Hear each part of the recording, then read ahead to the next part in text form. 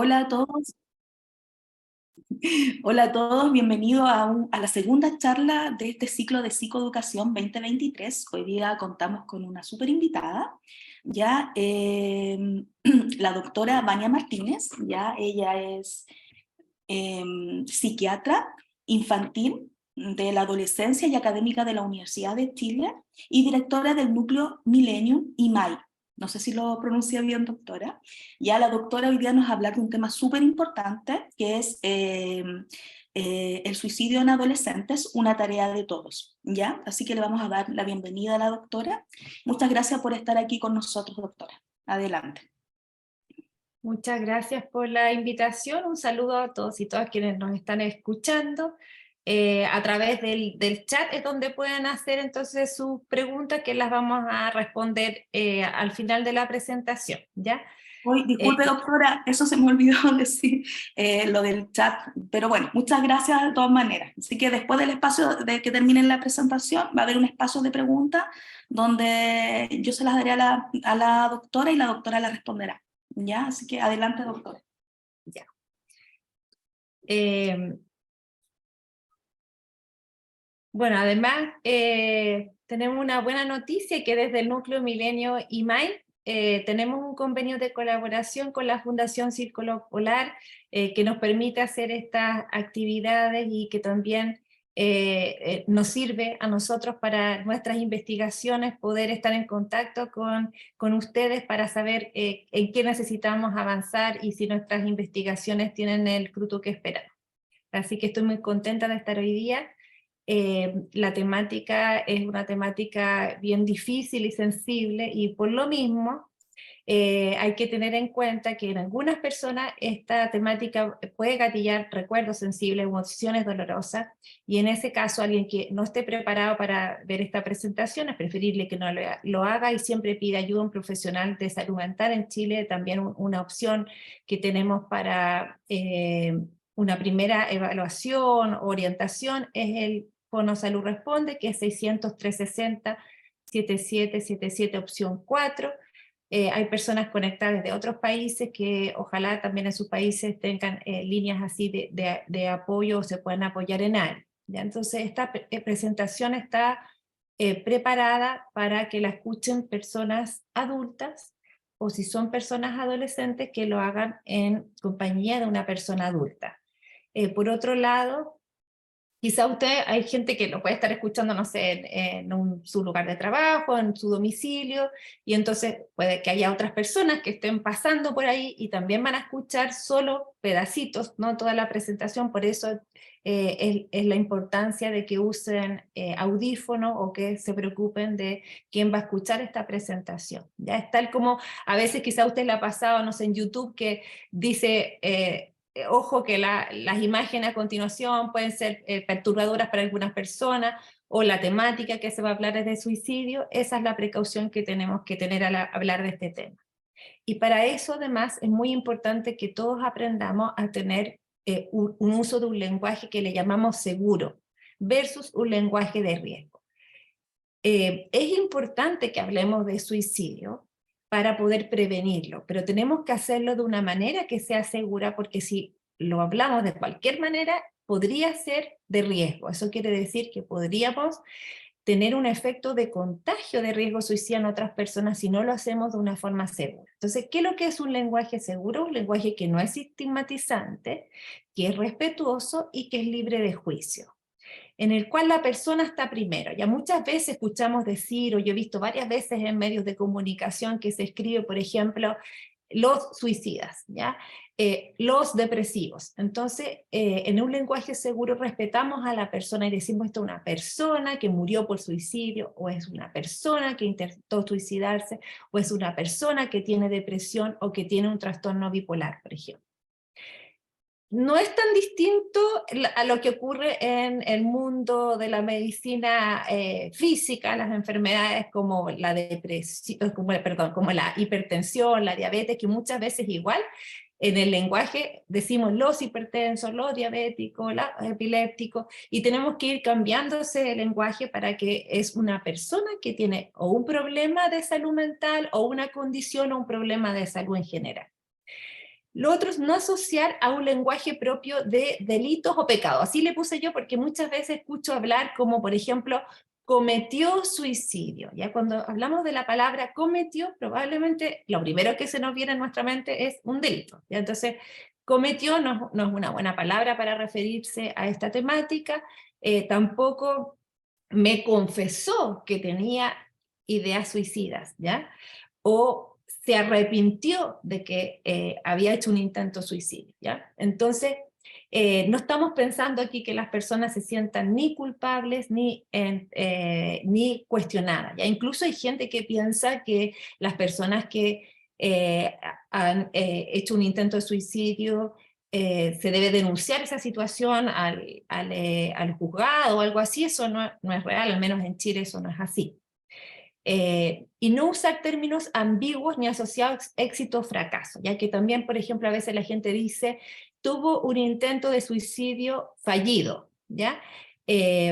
O no consumado, ¿ya? Entonces, ahora usamos términos que son mucho más simples, porque no estamos hablando tampoco de que una muerte por suicidio sería algo exitoso, por lo tanto no vamos a decir algo fallido, ¿ya? Vamos a hablar de suicidalidad como un término amplio que involucra diferentes tipos de riesgo suicida. Vamos a hablar de ideación suicida en relación a los pensamientos y conducta suicida en relación a las acciones. Entonces, idea suicida o pensamientos de suicidio pueden ser de una persona que dice, me gustaría desaparecer, me gustaría dormir y no despertar, me gustaría morirme, ¿ya? Eso puede ser sin una intención suicida, o puede ser personas que dicen, he pensado en suicidarme, que sería que ya está pensando en hacer algo más activo, con intención, y tengo la intención de llevarlo a cabo, y con planificación sería si ya esa persona ha pensado en el método, cuándo, dónde, todas las circunstancias. Entonces, la ideación suicida también tiene un espectro desde pensamientos más vagos hasta pensamientos que tienen una planificación más concreta. Y en cuanto a la conducta suicida, que dije yo que se refería a las acciones, incluye a los intentos de suicidio, que pueden ser intentos reales, como por ejemplo una persona quería suicidarse tomando medicamentos, toma esos medicamentos. Interrumpido, esa persona se iba a tomar esos medicamentos, los tenía ahí a la mano, y llega otra persona, interrumpe esa acción. O abortado, cuando la misma persona tenía esos medicamentos, los tiene ahí en su mano, pero cambia de opinión, piensa, se le viene a la mente, por ejemplo, su familia, y decide que no va a hacer ese intento de suicidio. Aún así ya hubo una conducta. Es distinto a solo tener la idea y le da mayor gravedad. Por eso es importante que podamos como clarificar que en intento de suicidio también hablamos cuando alguien no tiene ninguna secuela física. Ya podría ser una persona que inició el acto, pero no lo llevó a cabo en su totalidad. Y las conductas preparatorias son conductas que las personas, por ejemplo, pueden ser porque están recolectando métodos suicidas, porque lo están buscando por internet, porque empezaron a despedirse de algunas personas, porque empezaron a regalar ciertas cosas de recuerdo, o que tenían un valor significativo, o empiezan a dejar arregladas ciertas situaciones, ¿ya? Y la muerte por suicidio, bueno, eso queda bastante claro a lo que corresponde. Entonces, todos estos términos sí son seguros, ¿ya? Hay personas que de repente han dicho suicidabilidad, bueno, ese nombre en el lenguaje español no es lo correcto, sería suicidalidad, que de hecho no existe tampoco en la Real Academia Española, pero viene de un término en inglés. Las otras términos que antes se utilizaban como gesto suicida o parasuicidio tampoco los usamos porque era muy confuso esos términos, no sabía a qué se refería. Hay otro término que es las autolesiones sin intención suicida, ya que son personas muchas veces puede ser cortes o quemaduras o golpes, sin una intención suicida se hacen daño a sí mismas, ¿ya? Eso no está dentro del espectro de la suicidalidad, pero sí es un factor de riesgo, como lo vamos a ver. Y en la comunicación segura también es importante, hablamos de lenguaje seguro, ahora comunicación segura, que sería cómo nosotros hablamos de esto frente a otros. Por ejemplo, la misma fundación podría hacer quizás unas afiches o algún tipo de mensaje a través de redes sociales o para repartir unos volantes, por ejemplo, o podría ser que contestemos alguna entrevista para un medio de comunicación, y ahí es muy importante que el suicidio siempre es multifactorial. Entonces vemos cómo se cometen errores cuando alguien dice, por ejemplo, esta persona se suicidó porque la habían echado del colegio, porque le hicieron bullying, porque el marido la dejó, ¿ya? Porque ahí es un solo factor. Puede ser que haya habido un factor que haya sido el factor como último, la última gota que rebasa el vaso, lo que le llamamos un factor predisponente, pero hay otros factores que llevan a que esto sea multifactorial. También es importante cuando hablamos, por ejemplo, hay muchas veces que se da una noticia de que alguien ha muerto por suicidio, y sobre todo en el caso de personas que son como más conocidas o celebridades, actores, actrices, cantantes, por ejemplo. Entonces se da la noticia, pero ahí se debiera informar cómo prevenir y dónde encontrar ayuda. Siempre debiera ir eso, ¿ya? Y he visto cómo eso, generalmente cuando se habla de temáticas como por ejemplo ahora hay algo que no tenemos tanto conocimiento, la gripe aviar. Entonces veo que las noticias cuando hablan de gripe aviar, se informa también acerca de cómo sospechar que uno tiene gripe aviar, cómo prevenirla, y por lo tanto se dan esos elementos. Pero cuando se habla de suicidio no siempre va acompañado de esto, yo diría la mínima de las veces, y es algo en lo que tenemos que avanzar. Existen dos tipos de efectos que se puede dar a través de los medios de comunicación. Uno es el efecto Werther y el otro es el efecto Papageno. El efecto Werther tiene que ver con una novela de Goethe, que es Las penas del joven Werther, en la cual el protagonista se suicida. Y en esa época hubo un aumento de las muertes por suicidio en jóvenes en una actitud muy similar a la del protagonista de esa novela. De ahí se vio la importancia que tenía como un efecto negativo el que la gente conozca acerca del suicidio, se identifique con eso y no reciba otra información que es cómo prevenir, dónde buscar ayuda y qué otras opciones hay para enfrentar los problemas de la vida. Entonces, esto también se ha visto, por ejemplo, últimamente en series de televisión, como una serie que se llama Las 13 Razones. En esa serie se han hecho investigaciones porque se muestra una persona que murió por suicidio y en una actitud como una especie de venganza empieza a culpar a distintas personas, y son 13 personas diferentes. Tuvo un efecto negativo para algunas personas, aumentando su riesgo suicida. No todas las personas tenemos la misma predisposición a tener un riesgo suicida, por lo tanto no es que a todas las personas fue una serie que les produjo eso. De hecho algunas tomaron conciencia sobre su conducta que tenían en relación a, por ejemplo, a bullying, que ahí aparece, o agresiones sexuales, y pudieron pedir ayuda, pero a otras personas sí les produjo un aumento del riesgo suicida. Entonces es importante este efecto Werther, porque ahora con los medios de comunicación tan globalizados tenemos información y mucha gente da información y no toda tiene esta precaución. Y el efecto Papageno viene su nombre de una ópera de Mozart que se llama La flauta mágica, en que el personaje, Papageno, tiene ideas suicidas y recibe la ayuda de 3 niños que le dan distintas ideas, distintas opciones, y no se suicida. Entonces ahí vemos cómo los medios de comunicación también, mediante por ejemplo, tocar esta temática de una manera que no es sensacionalista, que, por ejemplo, no se pone titulares alarmantes, o que incluyen métodos de suicidio, o que evitan hablar de cómo prevenirlo, todo lo contrario, entonces podrían tener un efecto que es de prevención. Y lo otro también muy importante son los datos actualizados y validados, ¿ya? Porque cuando yo digo cosas que no son verdad y que llaman como una alerta, una alarma, también normalizo el riesgo suicida. Si yo digo, por ejemplo, en Chile, uno de los peores países del mundo con riesgo suicida, ¿ya? O Chile, uno de los peores países del mundo para los adolescentes, ¿ya?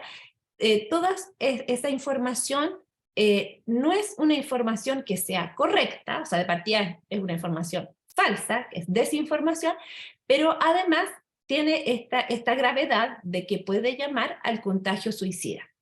Entonces, para que nos queden claros los números, yo les voy a hablar aquí más de Chile, pero ustedes que nos estén conectados de otros países pueden ver esta información, por ejemplo, en esta publicación que es de la Organización Mundial de la Salud, en que identificó en qué rango están las tasas en relación a la población. Tasas es una proporción que está estandarizada, digamos, de acuerdo a la población, y entonces, por lo tanto, los países que aquí aparecen con un color más oscuro, como un color terracota, bueno, un color más oscuro, ese es los que tienen tasas más altas, y el color más claro, como un amarillo pálido, ese es los que tienen tasas más bajas, ¿ya?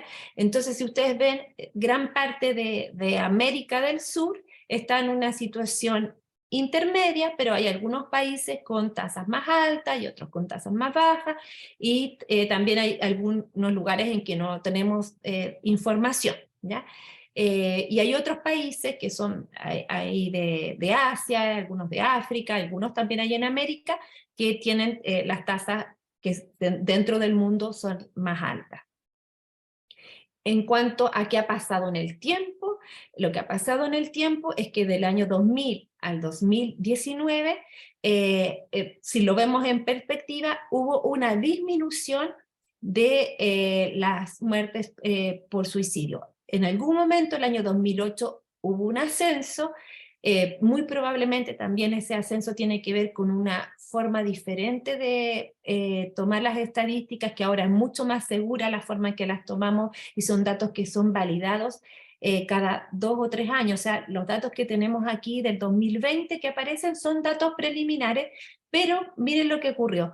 Hubo una disminución en el periodo en que estábamos en confinamiento de las muertes por suicidio. Y eso puede tener varias explicaciones. Una de esas explicaciones es que las personas estaban mucho más acompañadas, estaban ahí también más, las personas estábamos más preocupadas unos de otros, estábamos viviendo una situación difícil para todos. Distinto a lo que ocurre cuando somos más individualistas, cuando siento que soy la única persona que lo está pasando mal, ¿ya? Así que ahí hay que estudiar un poquito más también desde el punto de vista sociológico, probablemente qué factores influyeron en ese periodo para la disminución de las muertes por suicidio.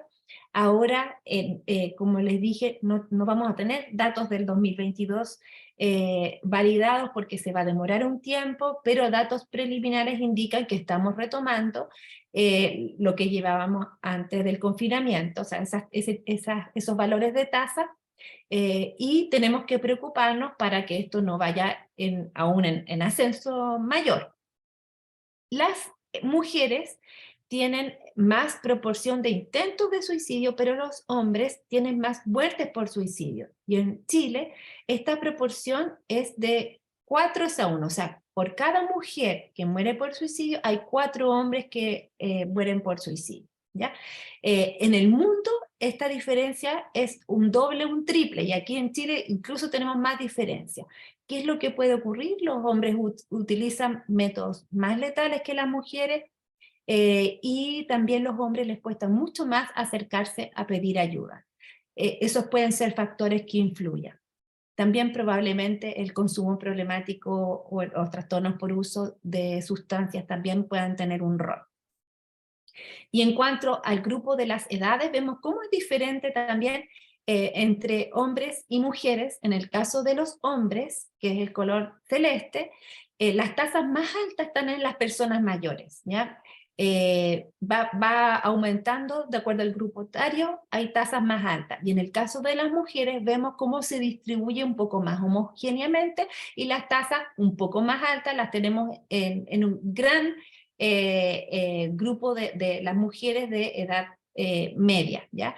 El grupo de adolescentes de 10 a 14 años tienen tasas muy bajas y tiene un aumento importante del 15 a 19 y aumenta aún más del grupo de 20 a 24 años, que sería la población joven. Aquí vemos qué pasa con los adolescentes, ya que la presentación también tiene un foco en este grupo etario. Arriba está de 15 a 19 años, más o menos parecido a lo que ocurre con la población general. Los hombres tienen tasas más altas de muertes por suicidio. Hubo una disminución desde el año 2008 hasta el 2019 de las tasas de suicidio, el 2020 también una disminución. Y en el caso del grupo de 10 a 14 años, como son muy pocos los casos que hay de muerte por suicidio en este grupo etario, entonces puede ser que hay en algunos años que un caso más o dos casos más en mujeres hace que efectivamente sean las mujeres las que en algunos años han tenido tasas más altas que los hombres.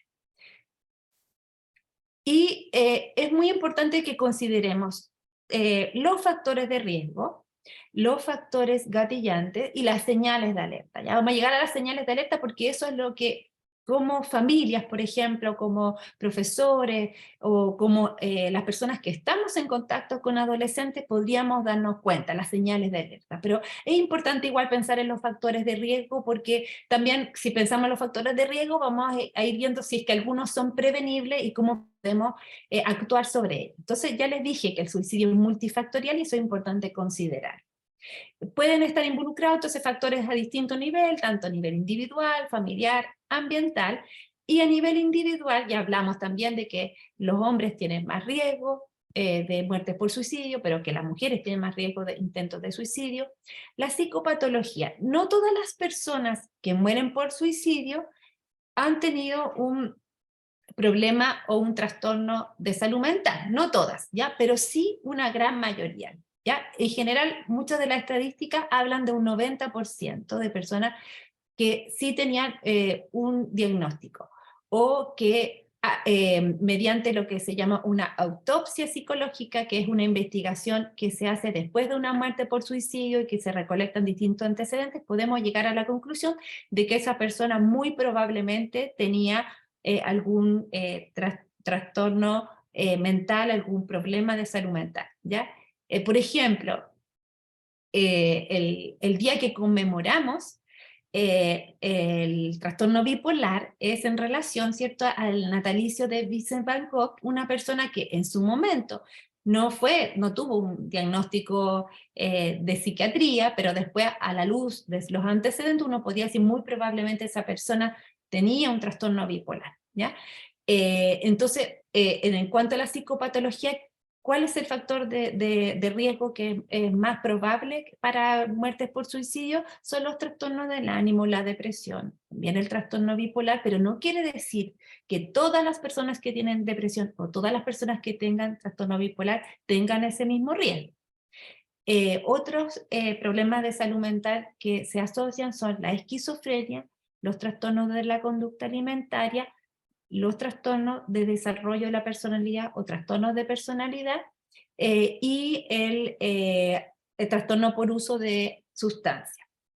Entonces, es importante considerar la psicopatología como un factor de riesgo, por lo tanto, si pensamos al tiro, un factor protector sería que la persona sea diagnosticada oportunamente y reciba un tratamiento oportuno de manera que tenga una buena calidad de vida. Es un factor de riesgo las autolesiones que no tienen una intención suicida. Muchas veces las personas dicen, me corté y de esa manera trasladaba un dolor psicológico, hacia un dolor físico, y eso me aliviaba, y puede haber otros elementos, pero esas personas igual están en mayor riesgo. Y la morbilidad biomédica y o la discapacidad, especialmente problemas que son asociados a dolor físico también, o enfermedades muy catastróficas, costosas, que tienen secuelas, pueden ser factores de riesgo, pero incluso, y lo hemos estado comentando después entre varios colegas, que hay veces que es la forma en que las personas reciben una información médica, aunque no sea algo grave. Nos ha pasado con adolescentes que se les ha informado, por ejemplo, que tienen una infección de transmisión sexual, que puede ser algo controlable, que tal vez es algo que va a permanecer ahí crónicamente, pero que es algo controlable. Las personas a veces lo toman de una manera muy alarmante, muy negativa, y dice, bueno, otra cosa más que me pasa, y empiezan también a pensar en el suicidio a propósito de una información médica. Así que ahí también tenemos que hacer una labor para, como personal de salud, como entregar también diagnósticos de salud de distinto tipo para que las personas reciban la información de manera correcta y entiendan cuáles son las acciones que hay que tener para poder controlar eso. También me ha pasado con diagnóstico de salud mental, que hay veces que uno da el diagnóstico y puede ser que algo no sea tan grave. Por ejemplo, hay una joven que en una de nuestras investigaciones en el IMAI dijo que le llamó, ella pensaba que tenía un trastorno de ansiedad, ¿ya? Y cuando fue a la evaluación se le dijo tienes un trastorno de ansiedad y además tienes depresión, ¿ya? Y la persona le afectó el saber que tenía dos diagnósticos de manera negativa, aunque era algo que ya tenía, digamos, y era solo ponerle un nombre y al contrario, encontrar un buen tratamiento en manera oportuna, debería haber sido como mejor para ella. Igual ella lo vivió como una situación difícil, el tener conciencia acerca de lo que le estaba pasando. Entonces tenemos que estar atentos también con personal de salud, cómo entregamos la información y cómo la gente la recibe. También factores como de personalidad de la gente, personas que son más introvertidas porque se guardan las cosas, no piden ayuda, personas que son impulsivas porque también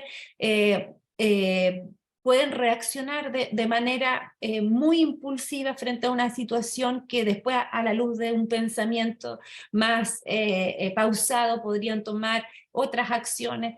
La desesperanza, que también puede ser un síntoma, alguien que tiene depresión puede tener desesperanza, pero hay personas que también tienen un estilo más pesimista de actuar y de pensar, que también es factor de riesgo. Una excesiva autoexigencia, ponerse también como metas demasiado altas, sin sentido de pertenencia, como yo aquí estoy sobrando, por ejemplo, ese tipo de ideas, sentirse una carga para los demás, y la baja red de apoyo social percibido.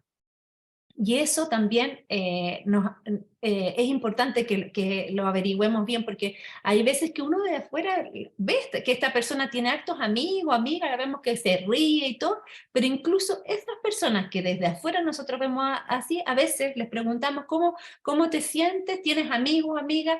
Yo no tengo amigos, tengo pura gente conocida, pero no es en realidad gente que yo pueda confiar, te dicen, ¿ya?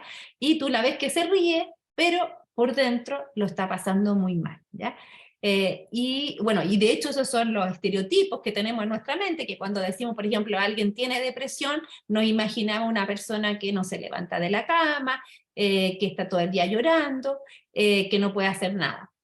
Pero ese sería una situación de una depresión muy, muy grave, pero hay depresiones leves y moderadas en la cual la persona pareciera que sigue funcionando de la misma manera, pero la misma persona se da cuenta que no es así, porque no está durmiendo bien, porque no se está alimentando bien, porque se está culpando mucho, porque baja su autoestima, y comienza con ideas de suicidio.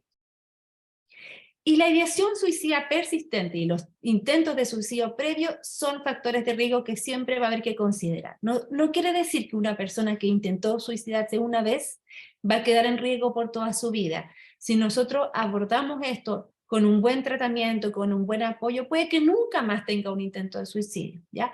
Pero al saber que es un factor de riesgo, no significa que tenemos que tomar estas precauciones y acciones.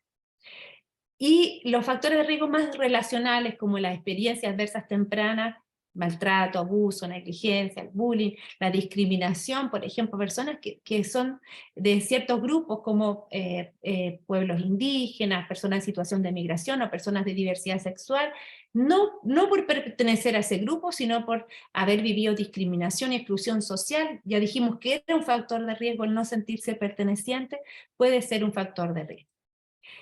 De la familia también, cuando hay antecedentes de la familia, y aquí esto también hay que, se los quiero transmitir de una manera también para que nadie se sienta culpable, ¿ya? Porque hay veces también como, pucha, yo como mamá me siento culpable porque mi hijo heredó que tenga que usar lente, o no sé, predisposición a el cáncer de mama, o a la diabetes, lo que sea, ¿ya? Pero en realidad uno, bueno, no puede escoger lo que uno le hereda a sus hijos. Uno podría tener 20 hijos y no todos van a heredar lo mismo. También uno les puede heredar, haber heredado su simpatía, su inteligencia, ¿cierto? Las cosas, la creatividad, las cosas positivas.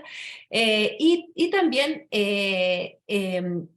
lo que hace más relevante esto es considerarlo y ponerse ojo más riesgo. O sea, por ejemplo, en una familia en que ha habido muchas muertes por suicidio, definitivamente deberíamos tener precaución con el resto de las personas que componen esa familia.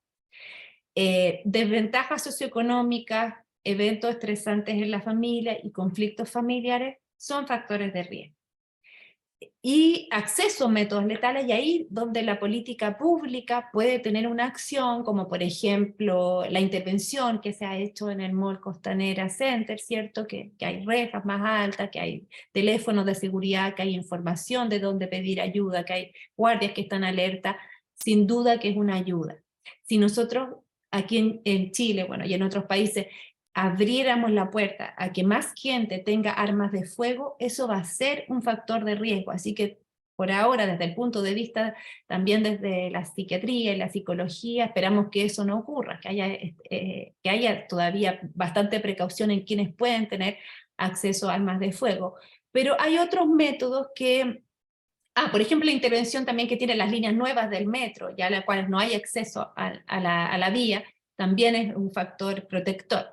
Pero hay métodos que son más difíciles de regular, y una persona que está en riesgo, en su entorno más cercano podría cuidar que no tenga acceso a esos métodos letales, pero si una persona está en muy alto riesgo, va a requerir una hospitalización, porque finalmente igual un método letal podría ser adquirido o ser fácil de tenerlo en distintos lugares. La difusión inapropiada del suicidio en los medios de comunicación y las redes sociales son factores de riesgo, ya lo mencionamos. Una alta exigencia externa también, o sea, si es que hay mucha presión de la sociedad y yo la encarno en mí, también va a ser un factor de riesgo. Y conflictos comunitarios. Y las barreras para la búsqueda de ayuda ya profesional. Hay barreras estructurales, esto quiere decir, yo quería pedir ayuda, pero no había ayuda, horas disponibles en mi CESFAM, me dijeron que fuera un día a las 5 de la mañana, no encontré hora, ahora tengo que ir al mes siguiente. Bueno, es una barrera estructural que hay que arreglar. O sea, no puede ser que alguien que necesita atención de salud mental no la pueda tener y no esté a su alcance en cuanto a costo, ¿ya? En Chile tenemos un GES de depresión, garantía GES o auge de trastorno bipolar, de sospechas de esquizofrenia y de trastorno de uso de sustancias en menores de 20 años. O sea, tenemos algunas garantías también que debieran poder activarse, y que, bueno, vemos que ahora están esas barreras. Pero esas barreras, incluso nosotros en investigaciones que hemos hecho, no es la primera. La primera barrera que tenemos es una barrera más de actitud, y es que las personas dicen, pensé que me las podía arreglar por mí mismo. Esa es en la universitario encontramos que esa es la barrera más alta. Entonces, alguien que tenía problemas de salud mental, que debió haber pedido ayuda, dice, no, en realidad pensé que me las podía arreglar por mí mismo.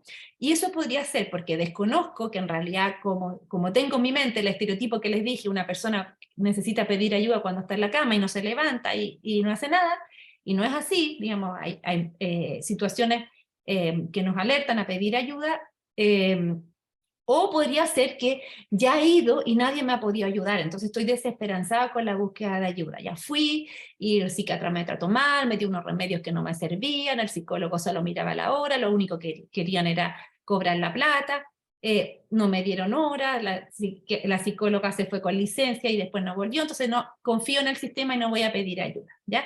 Bueno, eso tenemos que cambiarlo, ya de que definitivamente no porque te fue mal en una primera vez o una segunda vez, no lo intentes de nuevo porque debería haber gente preparada para que puedas recibir ayuda. Ahora, tenemos que trabajar, yo que trabajo en las universidades, tenemos que educar mejor a las personas que van a ser profesionales de salud para que puedan tener una mejor recepción, principalmente también en el grupo de adolescentes, que es el que yo estoy hablando hoy día, porque no es lo mismo atender a una persona adulta que una no adolescente, y entonces muchas veces se caen que atienden a los adolescentes al lado de la persona adulta y no se le da su espacio privado, con lo cual es muy difícil establecer una relación de confianza y hacer una evaluación de riesgo suicida. Ahora, estos eran los factores de riesgo, pero también tenemos los factores que llamamos precipitantes, que vendría siendo entonces como ya lo que detonó lo último, el último gatillante. Entonces puede haber sido una persona que venía con estos factores de riesgo, estaba con desesperanza, era introvertida, no creía mucho en pedir ayuda, y de repente se le muere a alguien importante, o peor, se le muere a alguien cercano por suicidio, o tuvo alguna dificultad que lo echaron de la universidad, o para decir, ya, estoy mal, pero me quiero olvidar un poco de mis problemas y empiezan a consumir alcohol y droga en ese momento, o los amigos le dicen, vamos, ya, olvídate tus problemas, vamos a tomarnos una chela y otra chela y otras cosas más, y entonces la persona después queda sola y eso empieza a pensar en lo triste que es su vida o en lo mal que lo está pasando, y ese podría ser el factor precipitante. Entonces es como el último factor. Pero así como hay factores de riesgo y predisponentes, también tenemos los factores protectores, y esos son los que tenemos que apuntar a trabajar desde muy niños. Por ejemplo, el desarrollo de habilidades sociales, cómo resolver también los conflictos, cómo hacer saber al otro que lo que tú dijiste a mí me hizo sentir mal, ¿ya? La autoestima y la autoeficacia también se va desarrollando, ¿ya? Y también eso, el rol de el mundo adulto es muy importante, ya cuando solo nos enfocamos en las cosas negativas, vamos bajándole la autoestima a las personas. Tener una vida con proyectos, ¿ya? Bueno, muchas veces se hablaba como en los adolescentes, así como, ya, ¿qué? Lo empezamos a presionar, de hecho, así como, ¿qué vas a hacer? ¿Ya? ¿Qué vas a hacer al salir del colegio? ¿Qué tienes pensado? Y la verdad es que yo hablando con adolescentes, también piensan ellos que tienen que tener su vida, algunos, no todos, pero algunos su vida planificada ya como a 10 años plazo, así como voy a estudiar tal cosa y después el posgrado lo voy a hacer en tal parte o me voy a especializar en tal cosa. Entonces es muy exigente el tenerlo así, más bien la vida que esperamos con proyecto como factor protector es como tener varios planes y estar como abierto a distintas opciones, tener también un plan que sea aportador a la sociedad, ya, porque yo podría tener un proyecto que fue muy negativo para la sociedad también. Y la satisfacción con la vida es un factor protector, y la espiritualidad, tener como un sentido de trascendencia. Hay personas que pertenecen a algunas religiones y son un factor protector, ¿ya? Incluso de una mala manera, porque varias veces me lo han preguntado, ¿qué pasa con esas religiones que dicen que si te suicidas te vas al infierno? Bueno, muchas de esas personas están protegidas por ese pensamiento, que no es la mejor manera como de inhibir el riesgo suicida, obviamente, pero también hay personas que me ha tocado atender que en su religión han sido rechazadas por ejemplo, que pertenecían a la diversidad sexogenérica y le dijeron que eso era un pecado, o porque la religión les aumentaba emociones o sentimientos de culpa, ¿ya? Pero también podemos ver el lado positivo para la espiritualidad y para no necesariamente una religión como un factor protector. Y los hábitos de vida saludable, como dormir bien, alimentarse bien, tener actividad física, no consumir alcohol y droga, son hábitos que nos protegen de problemas de salud mental y que además favorecen una adecuada salud física. Y la capacidad de buscar ayuda. Por eso que también tenemos que dar señales de dónde la gente puede pedir ayuda. En la familia, un funcionamiento familiar con alta cohesión, bajo nivel de conflicto, lo cual es muy difícil, es más fácil escribirlo que decirlo, ¿ya? Y el apoyo de la familia, pero si una familia está en una situación de crisis, también como familia podrían recibir una ayuda para que puedan volver a tener una cohesión y disminuir su nivel de conflicto. Y esto del ambiente, integración, participación social, es importante cuando las personas se unen y con un propósito y se sienten pertenecientes, y puede ser un grupo deportivo, artístico, puede ser participación, por ejemplo, ahora que está la temática de una posible constitución, por ejemplo, hay jóvenes y personas adultas también que participan en cabildos, en que conversan acerca de temática, o también, por ejemplo, hay personas que justamente desde la religión tienen grupos religiosos en que se apoyan. Son factores protectores. Buenas relaciones interpersonales y los sistemas de apoyo. Ahora vamos a pasar entonces a las señales de alerta, que es ya, bueno, hay personas que tenían factores de riesgo y entonces nosotros hicimos lo posible para disminuir esos factores de riesgo, los modificables, que son varios los modificables. O sea, claro, no podemos modificar la vulnerabilidad biológica, no podemos modificar si alguien ya vivió una situación de maltrato o de abuso en el pasado, pero sí podemos modificar el que una persona reciba ayuda en el momento preciso, que tenga más red de apoyo, que reconozca sus habilidades y aumente su autoestima, por ejemplo. ¿Cuándo nosotros tendríamos que ponernos en alerta? Alerta indirecta es como una luz amarilla en un semáforo, así como, ojo, aquí hay algo que parece que no anda bien, ¿ya? Y hay mucha gente que, así como de guata, dice uno, de guata, como por intuición, dice, lo veo mal a esta persona, la veo que está rara, ha cambiado, se aísla, está más retraída, o anda más irritable, está desanimada. No es así. Incluso ahora ya no se preocupa de su apariencia física. No ha sido así y ha cambiado. Bueno, esas son señales de que esa persona podría estar pasando por una situación de un trastorno del ánimo. Sería conveniente que consulte cambios en los hábitos de sueño o de alimentación, ya sea porque está con insomnio o porque duerme todo el día, o en la alimentación al revés, dejó de comer o come mucho.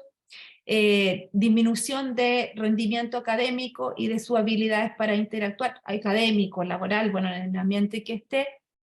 Incremento en el consumo de alcohol o drogas. Vemos entonces cómo el alcohol y la droga puede ser un factor de riesgo, pueden ser un factor detonante, pero también podría ser una señal de alerta indirecta, ¿ya? Entonces alcohol y drogas también ahí siempre lo vamos a tener como muy presente, que son situaciones que tenemos que tratar de prevenir. Y entonces esta era la alerta amarilla, y la alerta roja, que sería alerta directa, es que si yo escucho que alguien dice o escribe, ahora muy frecuentemente a veces no es que escribieron una notita, sino que a veces escriben en una red social o mandan algún mensaje que dice, mi vida no tiene sentido, me despido de todos ustedes, ya no me van a ver por aquí. Si hay alguna expresión así, tenemos la opción de pensar, bueno, esta persona quiere llamar la atención, esta persona quiere manipular, ya esto lo ha hecho otras veces, ¿cierto? O tenemos la opción de pensar que es una señal de alerta directa. Mi recomendación es que siempre pensemos que es una señal de alerta, ¿ya? Y no quedarse en que esta persona, perro que ladra no muerde, dicen algunos, ya como que, ya, porque lo dijo no lo va a hacer, porque eso es un mito, todo lo contrario, la persona puede morirse por suicidio, las personas que han muerto por suicidio muchas veces dieron señales, porque siempre hay como, no sé si siempre, pero casi siempre hay cierta ambivalencia también en las personas que se suicidan. Entonces, incluso muchas personas consultaron el mes anterior a un profesional de salud y no fue detectado su riesgo de manera oportuna. Entonces, siempre considerarlo como algo serio y que hay que abordar. Lo mismo los actos de despedida, que son lo mismo que las conductas preparatorias que dijimos, de que alguien fue y tenía algunos parientes cercanos que no viven exactamente en su barrio, y entonces hizo esa despedida, y fue, y se tomó una foto, y dejó esa sensación de que se estaba despidiendo, ¿ya? O regaló ciertas pertenencias, ¿cierto? O dejó ciertos trámites arreglados.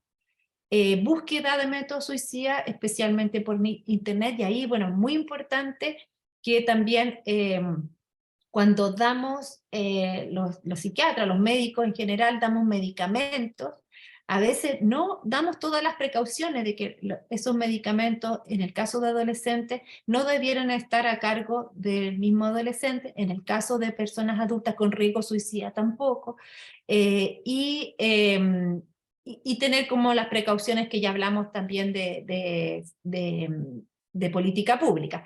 Y también una conducta autolesiva también es una señal de alerta directa. Entonces ahí, ¿qué es lo que está recomendado? Lo recomendado es que podamos hacer la evaluación de riesgo suicida, porque nosotros así solamente con estos factores de riesgo o estas señales de alerta no podemos saber qué tanto la persona está en riesgo. Y para eso la escala de Columbia es una ayuda, ¿ya? Es una ayuda que podemos aprender todas las personas, no necesitamos ser psiquiatras, psicólogos, médicos o profesionales de salud, puede aprenderlo una mamá, un papá, un amigo, una amiga, un profesor, una profesora, un policía. Podemos aprender cómo hacer estas preguntas, pero no todo nos va a salir tan fácil hacerlo con todas las personas, ¿ya? A mí, hacer estas preguntas a un paciente que me está consultando no me causa ningún problema porque estoy acostumbrada, pero hay veces que por ejemplo, alguien que trabaje conmigo en el equipo, pero que no está acostumbrado, podría ser, por ejemplo, la matrona, una ginecóloga, les cuesta hacer esta pregunta, por eso hemos estado entrenando al equipo para que todos puedan hacer, ¿ya?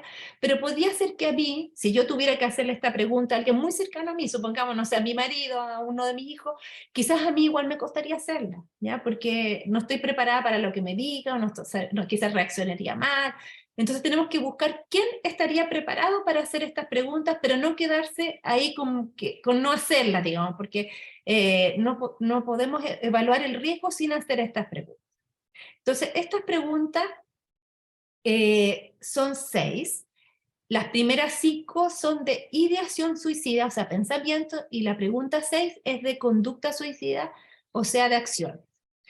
La pregunta 1 a las 5, el periodo por el que preguntamos son los últimos 30 días, el último mes, se refiere a los últimos 30 días. Lo agregué eso ahora porque ya me pasó una par de veces que les dije en el último mes y me decían, bueno, en abril, no, porque no estoy preguntando solo abril, estoy preguntando 4 semanas, ¿ya? 30 días. Entonces, por eso que ahora lo estamos preguntando así. ¿Has deseado estar muerto o muerta, poder dormir y no despertar? Si la persona me dice que sí, yo marco ese casillero como sí. ¿Has tenido realmente la idea de suicidarte? Si me dice sí, voy a hacer las preguntas en orden. Voy a seguir haciendo la 3, la 4, la 5 y la 6. Pero si me dice que no, me voy a ir a las 6, porque no, si me dice que no ha pensado en suicidarse, no le voy a preguntar cómo lo llevaría a cabo, si ha tenido estas ideas y alguna intención de llevarlas a cabo, o si ha comenzado a elaborar los detalles sobre cómo suicidarse y si tiene intenciones de llevar a cabo ese plan. No le voy a preguntar eso porque no voy a profundizar en la idea, pero si me dijo que sí, sí voy a profundizar en la idea. Y en la pregunta de conducta son los últimos 3 meses, ¿ya? Porque se ha considerado que eso es de más riesgo. O sea, si alguien hizo un intento de suicidio dentro de los últimos 3 meses, es un periodo de alto riesgo. También si es que ha tenido conductas preparatorias y también si ha tenido estos actos de despedida. ¿Alguna vez has hecho algo, comenzado a hacer algo o te has preparado para hacer algo para terminar con tu vida? Y ahí vienen los ejemplos. Entonces aquí vemos cómo si la respuesta es positiva a uno o a dos o a ambos, el riesgo es leve. Si es positiva a la pregunta 3 es naranjo, y si es positiva a la pregunta 4, 5, 6 es rojo, o sea un riesgo alto. Y si el riesgo es alto, entonces esa persona requiere una evaluación de salud mental dentro de ese día. Si el riesgo es inminente, supongamos que alguien me dice sí, y ahora yo voy a salir y ahora voy a hacerlo, no puedo dejar a esa persona sola, tengo que acompañarla a un servicio de urgencia, un familiar la tiene que acompañar para que pueda tener esa evaluación. Ahora, si quien está haciendo esta evaluación es un profesional de salud mental, por ejemplo, si yo estoy haciendo esta evaluación, entonces yo voy a hacer más preguntas para saber si es que esa persona requiere hospitalizarse o no, o requiere que hagamos una especie de hospitalización domiciliaria bajo el cuidado de alguien 24/7, a tomar otras acciones, digamos, ¿ya? Pero si yo no soy profesional de salud mental, lo que ayuda a esta escala es poder determinar con qué urgencia requiere una atención por un profesional de salud mental. Entonces, si alguien tiene un riesgo blanco o mínimo, que sería que me dijo todo que no, si es amarillo leve, si es naranjo moderado, si es rojo alto o es inminente, es lo que vamos a tomar como acción.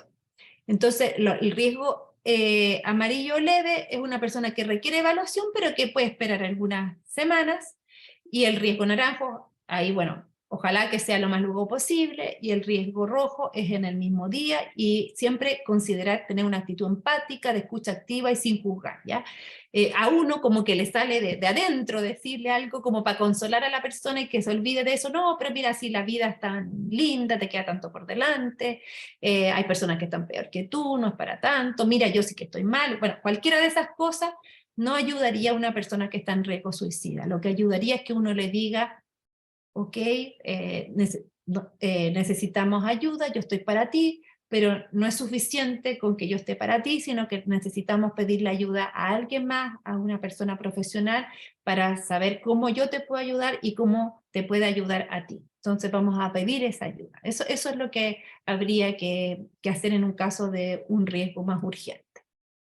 Entonces, profesionales de salud mental pueden hacer intervención en crisis, personas que no tienen esa formación se pueden capacitar en algo que se llama primer auxilio psicológico, que si les interesa ese tema, en Hospital Digital, bueno, de hecho se podría hacer alguna vez una de estas presentaciones para adelantarle un poquito más de qué se trata, pero en el YouTube de Hospital Digital hay una presentación de un mini curso que lo hizo el Ministerio de Salud, sobre primer auxilio psicológico, pero en el fondo consiste en que nosotros escuchamos a las personas, tenemos más oreja que boca, vemos lo que está ocurriendo y después las conectamos con las redes que necesita recibir, con cuál es el apoyo que necesita recibir.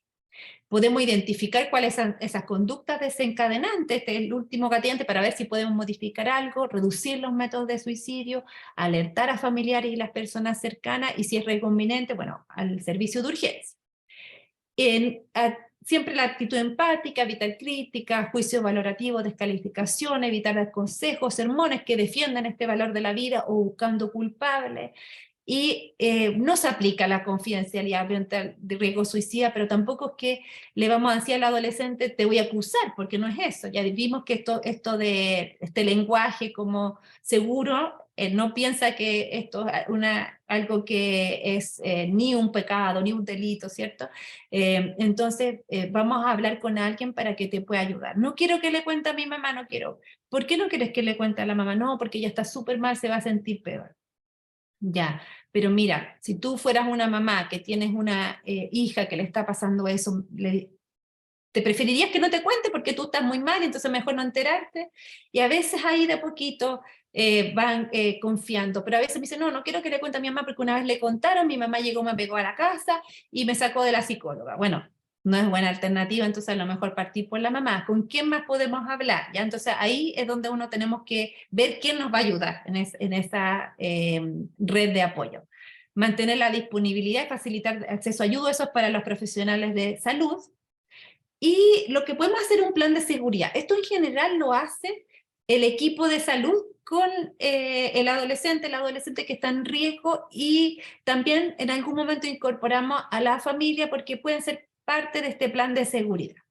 Pero no se hace en el momento de crisis, porque en un momento de crisis la persona no va a pensar, ya un plan uno lo tiene que hacer en un momento de una situación que está de riesgo, pero que estamos más tranquilos, ¿ya? Como por ejemplo, uno haría un plan de evacuación, así como ya, si yo voy a un colegio, hay un plan de evacuación por si es que hay un incendio, por si es que hay una situación de emergencia. Lo mismo, ya, si este plan es para, tú lo vas a ocupar cuando empieces a pensar en el suicidio o en hacerte daño.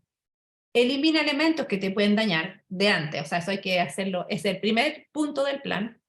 Evita situaciones que te ponen mal, no siempre se puede, ¿ya? Pero si yo sé y en realidad sé que hay algo que siempre me ha puesto mal, bueno, si lo puedo evitar, mejor. Identifica tus señales de alerta.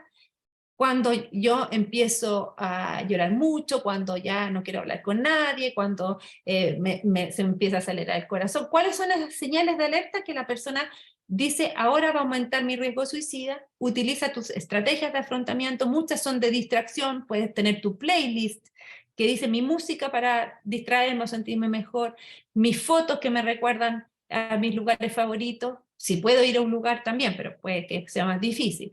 Revisa tus razones para vivir, que eso, bueno, también se tiene que trabajar, porque hay veces que los jóvenes me dicen, no, no tengo ninguna razón para vivir. Entonces le cuesta pensar en eso, y ahí yo le digo, bueno, pero ¿tienes alguna razón por la cual todavía no te has muerto? Y ahí empiezan a aparecer algunas razones. Contacta a quienes te pueden ayudar. Ahí en profesional, ayuda profesional, incluimos Fonosalud Responde. Ahora tenemos el asterisco 4141, que es la línea de prevención del suicidio, psicólogos 24/7, y para la región metropolitana también ahora está Chat Quédate, que también puede ser de gran ayuda para jóvenes que les cuesta más hablar por teléfono, y mantener la disponibilidad y facilitar el acceso a ayuda. Entonces hay como esta cartilla, este material es la página del IMAI, que está bajo imai.org. Pueden bajar estos materiales, tanto la escala de Columbia, hay un video donde yo hago también una simulación con un joven cómo hacemos la escala de Columbia, y también los planes de seguridad, ¿ya? Entonces ahí están mis señales de alerta, mis razones para vivir, haciendo mi entorno seguro, cosas que puedo hacer para calmarme, personas que puedo contactar, lugares que puedo visitar, y apoyo profesional.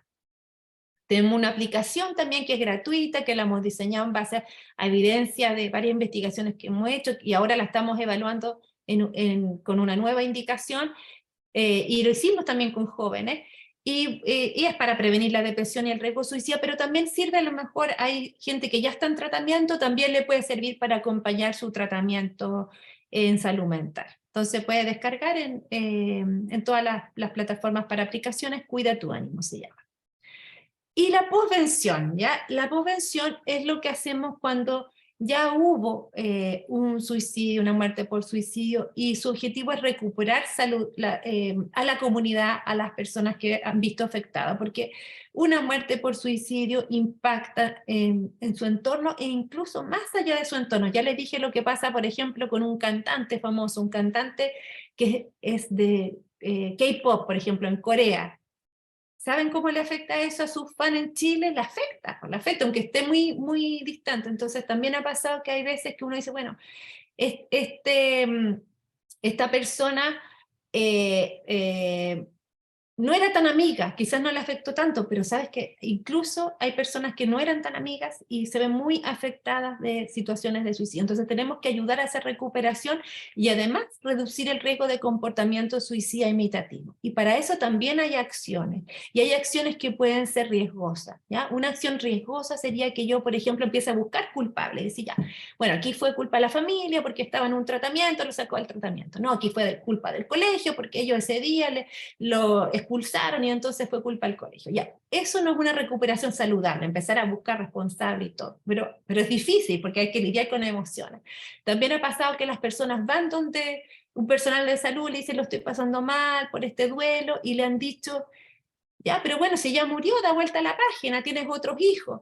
Eso no es tampoco una forma de abordar un duelo saludable. O sea, la idea es acoger a la gente en sus emociones, acompañarla, evaluar el riesgo suicida, porque podrían tener su propio riesgo suicida, y entender que este es un duelo muy, muy difícil de ir superando. Y bueno, los invito a que aparte de la página web visiten también se hagan amigos de nuestras redes sociales, porque ahí también vamos siempre poniendo información. El Núcleo Milenio IMAI participan varios investigadores, en total somos como 50 personas, la Universidad de Chile, la Universidad de los Andes, la Universidad de Talca, la Universidad Austral de Chile son las universidades que albergan el centro, pero tenemos investigadores de otras universidades también, la Universidad Diego Portales, la Universidad Católica de Temuco, la Universidad San Sebastián. Así que los invitamos a que conozcan más, y bueno, agradezco nuevamente al Círculo Polar, y que, bueno, somos ahora además un socio estratégico para la prevención del suicidio, ¿cierto? Y yo creo que ustedes van a comentar después un poquito más de la participación que están teniendo en el programa de la gobernación de las 7 fundaciones, para poder prevenir el suicidio, y que, como decía el título, es la prevención sería tarea de todos y todas. Todos podemos tener nuestro rol, y a veces lo que nos pasa es que empezamos a decir, bueno, aquí el gobierno no se pone las pilas, los colegios, las universidades,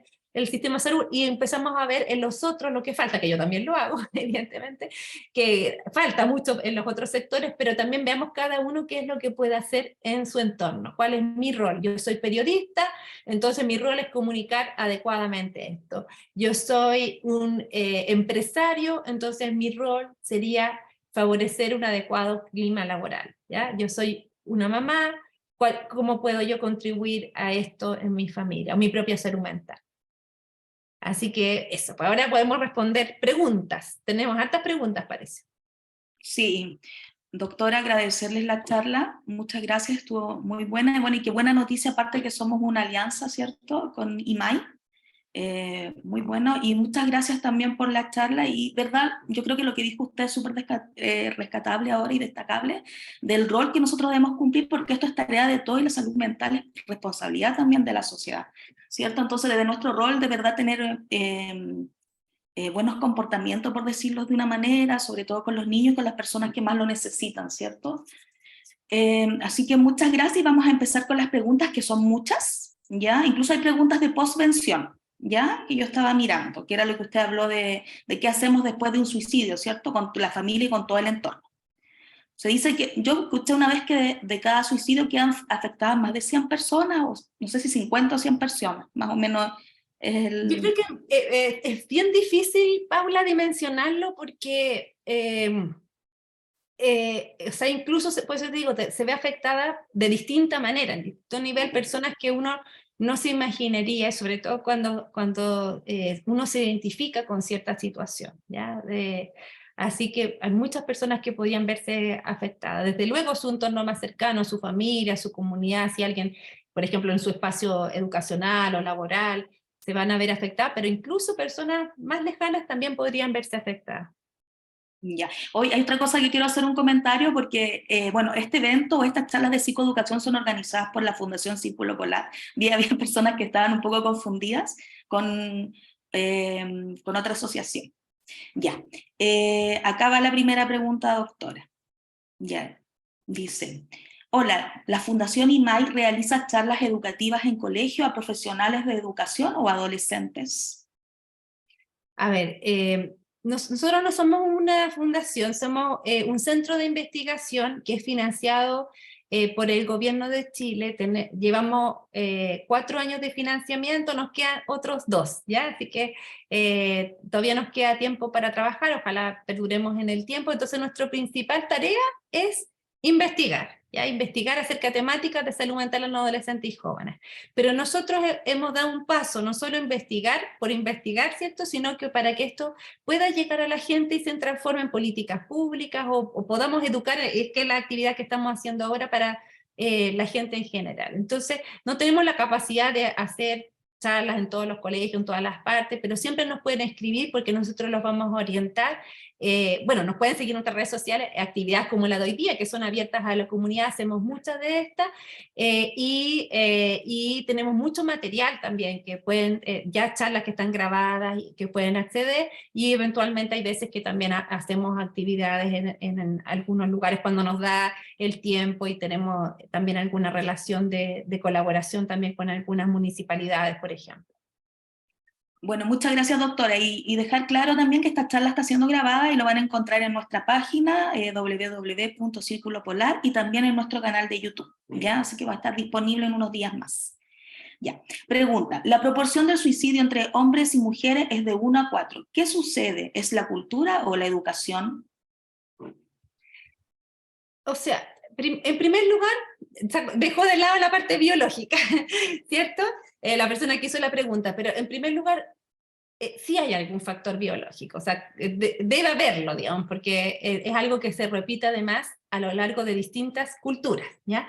Pero dado que yo le expliqué que en Chile aún la diferencia es más alta, es probable que haya factores también que son de la sociedad, de nuestra cultura, que influyen. Por eso que también, bueno, desde el Núcleo Milenio IMAI tenemos dentro de nuestro equipo una antropóloga, tenemos economistas, tenemos gente del área de las comunicaciones, abogadas, de distintas disciplinas para poder entender mejor esto, porque sabemos que la respuesta no va a venir solo desde salud, ¿ya?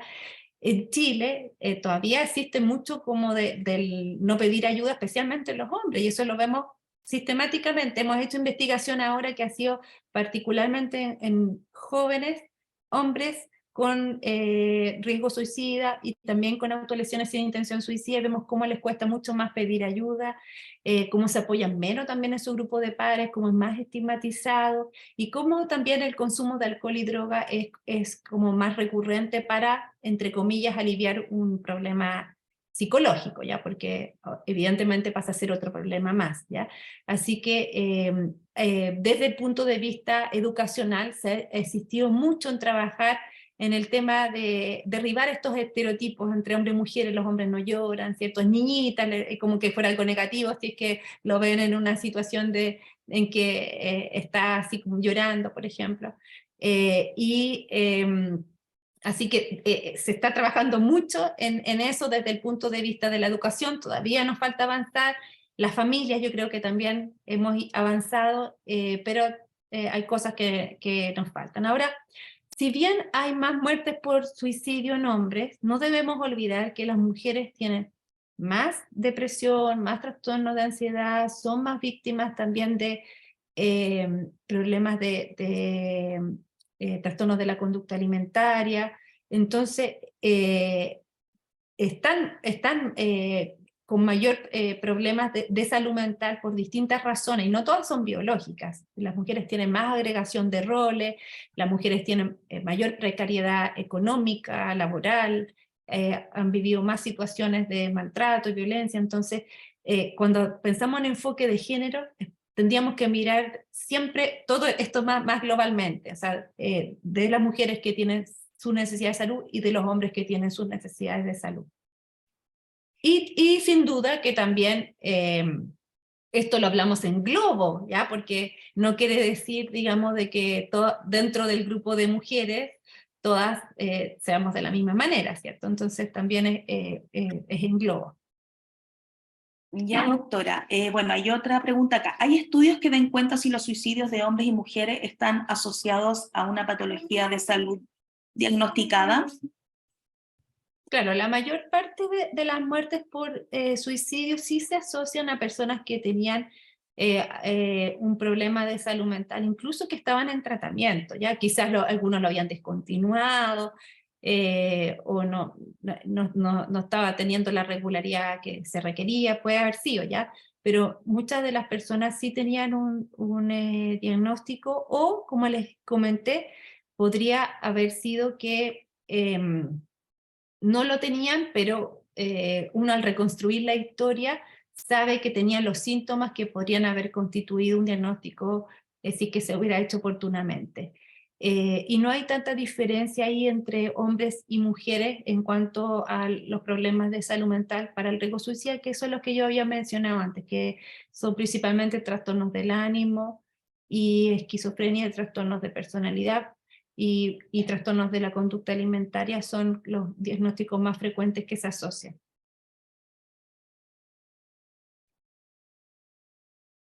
Ya dice, como persona con intento de suicidio, los factores ambientales influyeron en buscar otras formas que subsanaran esto.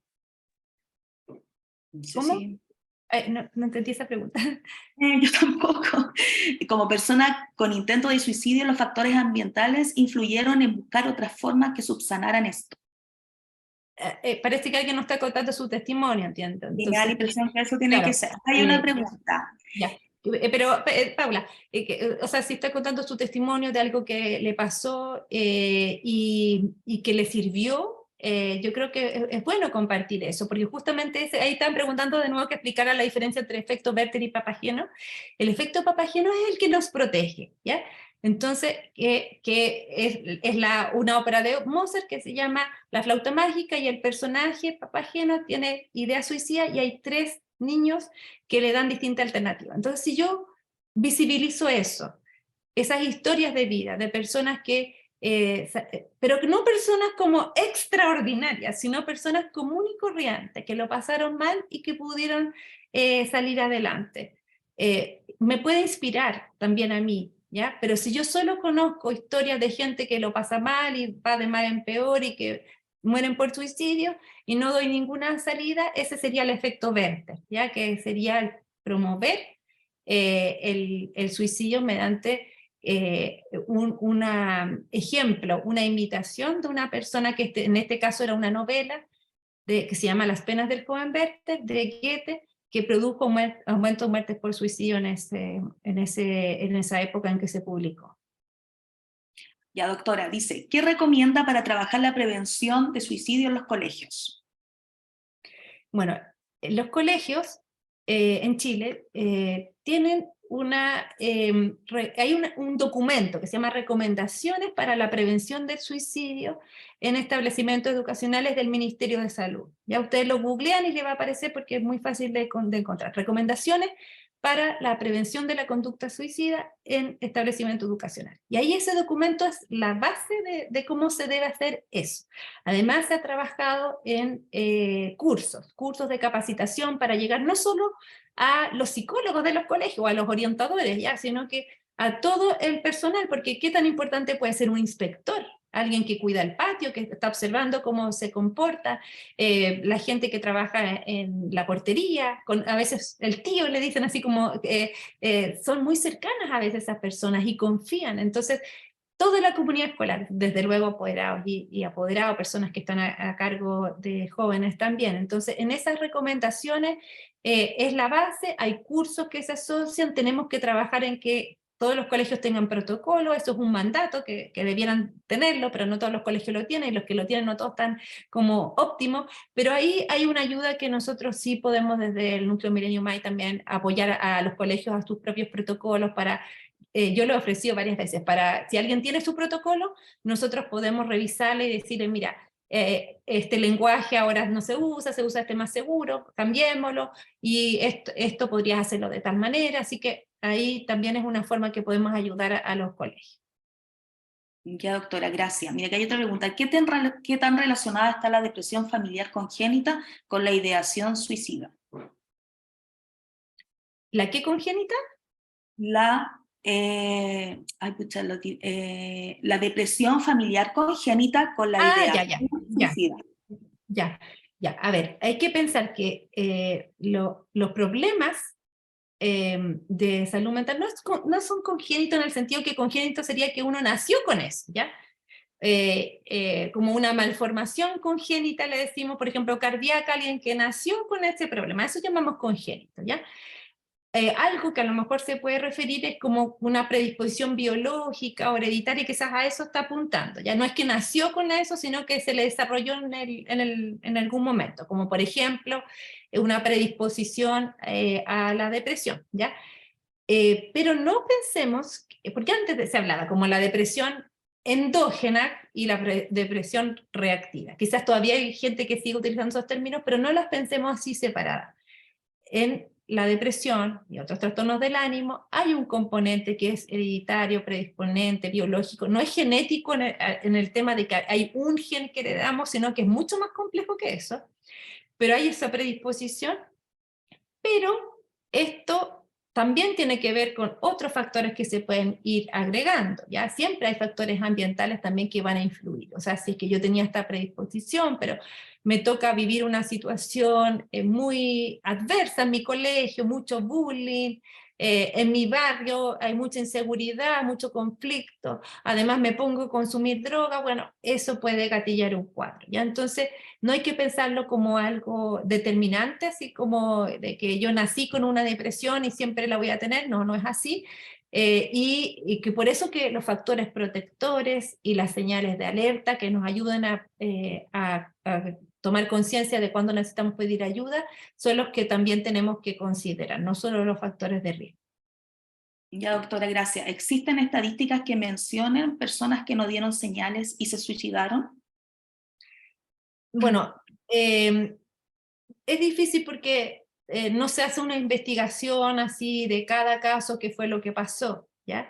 Y también es difícil saber si hubo señales o no hubo señales. Sabes que a mí me ha pasado, por ejemplo, atender a jóvenes que han tenido intentos de suicidio, pero que nunca, nadie lo supo en su familia ni nada, ¿ya? Y entonces pudiera ser si esa persona hubiera muerto por suicidio, nadie habría sabido que antes había tenido un intento de suicidio, ¿ya? Entonces es difícil saber si eso existe, o sea, en qué frecuencia existe, pero existe, digamos, sí existe personas que fue muy difícil detectar esas señales, pero apostamos a que gran mayoría de las personas podríamos detectar alguna situación que nos llame la atención, sobre todo si es personas que conocemos, que podrían dar esas señales, ¿ya? Pero si alguien no lo detectó, eh, es porque también cuesta a veces, pues cuesta, porque yo les dije, puede ser una persona que se está riendo y tiene amigos para el resto del mundo y una persona que por dentro lo está pasando mal, entonces no es tan fácil a veces darse cuenta que alguien necesita ayuda. Ok, gracias, doctora. Dice, en el colegio de mi hija los casos de autolesiones e intentos de suicidio, cuando se hacen público, han gatillado nuevos casos. ¿Cómo evitar esos gatillantes en el colegio o contener a nuestros hijos con eso, considerando que debe seguir asistiendo al colegio? Claro, a ver, al colegio tienen que asistir las personas que no están en un mayor riesgo, ¿ya? Porque, por ejemplo, alguien que está con un riesgo suicida, es importante que haya una buena contención antes de poder volver al colegio, ¿ya? En el caso de las autolesiones es similar, en el sentido, por ejemplo, si es que alguien ha tenido autolesiones sin intención suicida, incluso en el espacio escolar, esa persona requiere pedir ayuda para que esto no vuelva a ocurrir ni en el colegio ni en otra parte. Entonces, se requiere un abordaje, ¿ya? Ahora, ¿cómo la comunidad lo puede enfrentar? Ahí es importante no estigmatizar a la persona que reciba la ayuda, ver quiénes podrían estar más afectados de su entorno, para que también sepan dónde y cómo pedir ayuda, no avergonzarse. Y también lo otro es que hay veces que las personas saben que alguien está mal, y le dice, no, por ejemplo, alguien se guarda ese secreto. Otro joven dice, yo sabía que tal persona se estaba cortando y no lo había contado a nadie porque me dijo que no le contara a nadie. Y ahí sí es importante que le enseñemos a los jóvenes que es mejor alertar al mundo adulto de confianza para que las personas reciban ayuda en el momento preciso. Ok, doctora, muchas gracias. Vamos a leer la pregunta de Nelson, que es entre un saludo y una pregunta. Dice, un gran saludo desde Tierra del Fuego por venir. Ya dice, un gran abrazo desde este rincón austral. Tengo una duda. Tengo una hija con TAF, con un tratamiento y control actualizado. Ella igual está conectada. La charla de hoy hace bien a ella. ¿Es bueno que la vea o no? Esto porque como tiene una enfermedad, como tiene esta enfermedad, no la afecta. Esto de que escuche y vean casos de suicidio. Atentos, Nelson. Bueno, yo partí ahí algunos llegaron atrasados con las precauciones, ¿ya? Que es muy importante considerar que no todos estamos preparados para hablar de este tema, ¿ya? Y ahora he visto mucho como en las series y en las películas que arriba ponen lenguaje inapropiado, sexo, droga, suicidio, no sé, como que ponen alerta, ojo, quizás esto no es como para que lo vea tu hijo o tu hija o tú mismo, no estás preparado para este tema, ¿ya? Quizás no, yo no quiero ver algo que me recuerde una situación que yo estoy viviendo, ¿ya? O que la viví hace poco, ¿ya? Entonces puedo tomar esa decisión. Entonces, en esto, y sobre todo si que alguien, por ejemplo, que yo esté hablando aquí y diga algo de muerte por suicidio y alguien va pasando nomás, así como no lo va a aprender, no lo va a entender en su contexto. Entonces, muy importante como que si son personas adultas, vean si es que tan tranquilas como para ver este tema, ojalá con audífono y concentrada, si necesitan pedir ayuda lo hagan,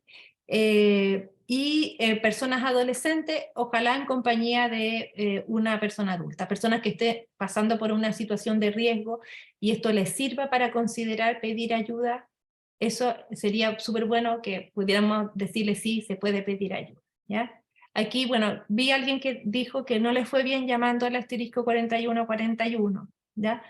Si eso ocurre, yo creo que es importante que podamos mejorar el sistema, ¿ya? Y entonces, yo de hecho escribía, hay un correo que me dieron para prevención de suicidio contando una situación también para que nos ayuden a mejorar, porque igual pensemos que todos tienen una buena intención, pero quizá efectivamente hay gente que no recibió la ayuda correcta y es importante mejorar el sistema. También cómo te puede pasar consultando con un psicólogo, un psiquiatra, un médico de salud mental, que no te fue bien. ¿Por qué no te fue bien? También puede ser algo de uno, o puede ser algo del profesional y ver qué es lo que se puede mejorar. Así es. Bueno, nosotros también como fundación hicimos un reclamo también porque usuarios de nuestra fundación nos dijeron, mandamos una carta, llenamos el formulario y nos dieron una respuesta también por un correo.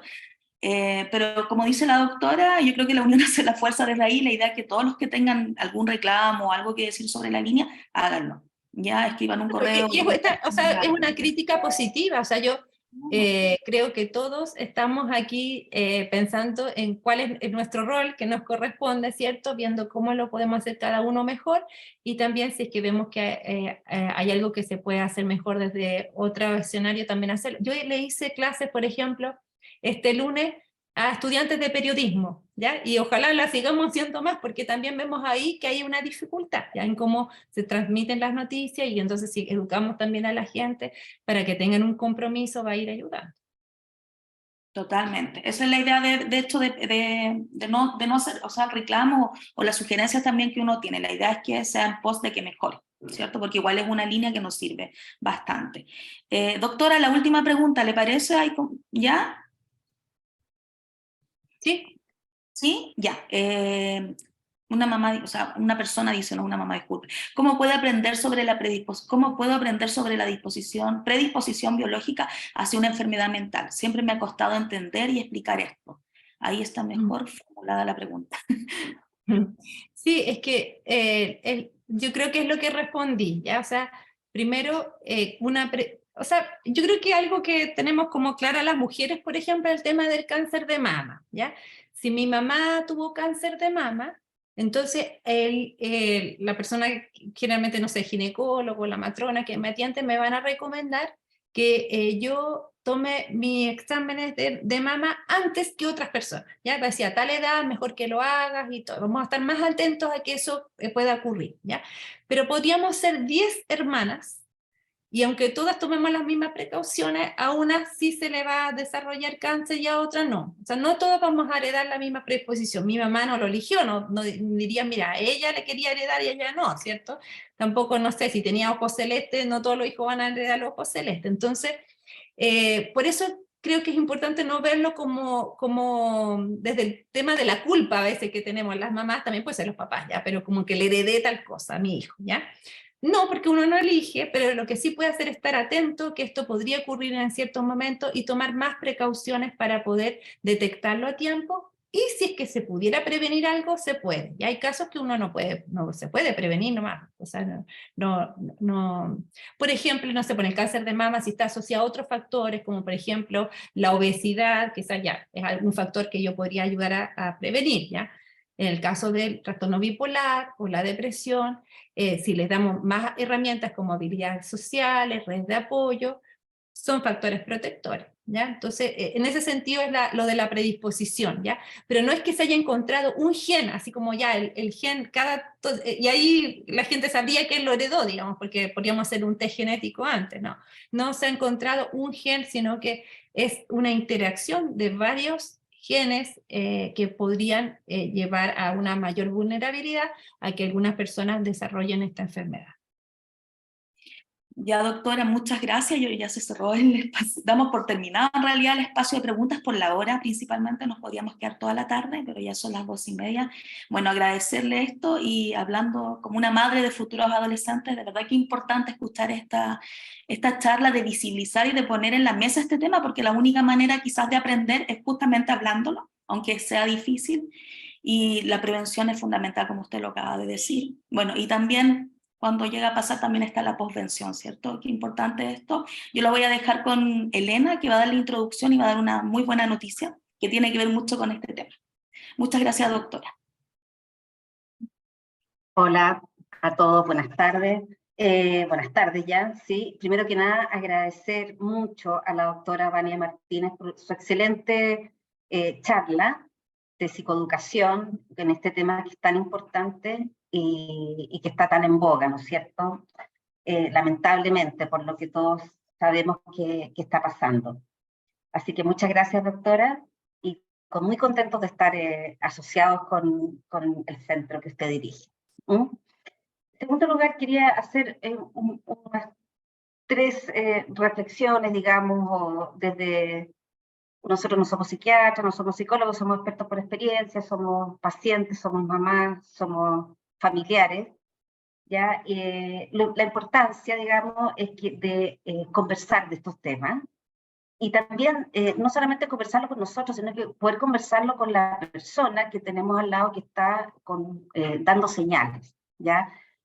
Por ejemplo, con un hijo, marido, etcétera, porque muchas veces nos da susto, ¿no es cierto? Nos da susto hablar de este tema, pensamos que al decirlo esto se va a concretizar y es todo lo contrario, ¿ya?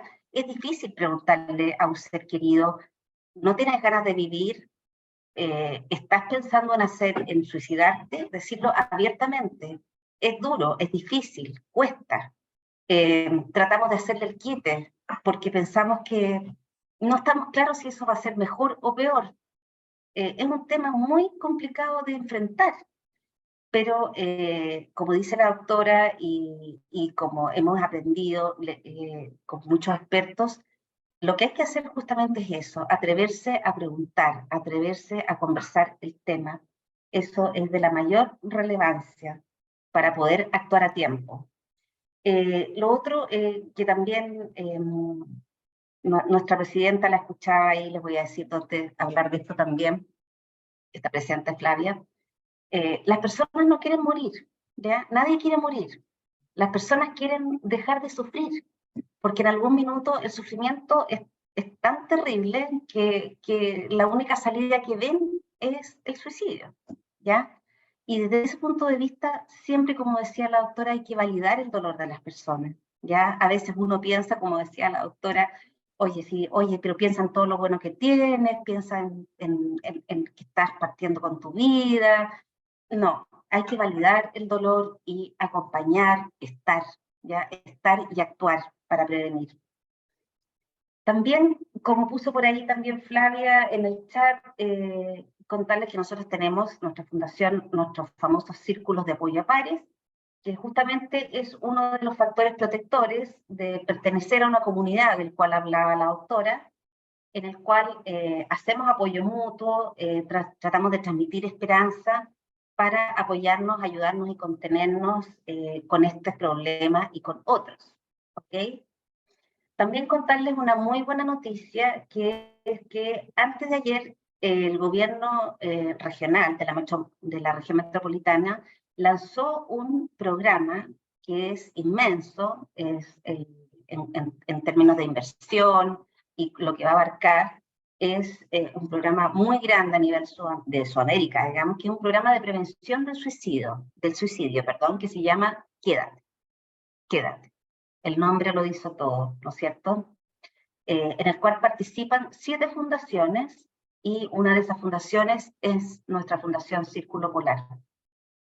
Los invitamos a informarse y también ahí una de las fundaciones que participa también es la Fundación José Ignacio, que justamente se preocupa del tema de la postvención, de acompañar a las personas que han tenido un intento de suicidio y que han sobrevivido a un suicidio y de las personas que han perdido un ser querido por un suicidio.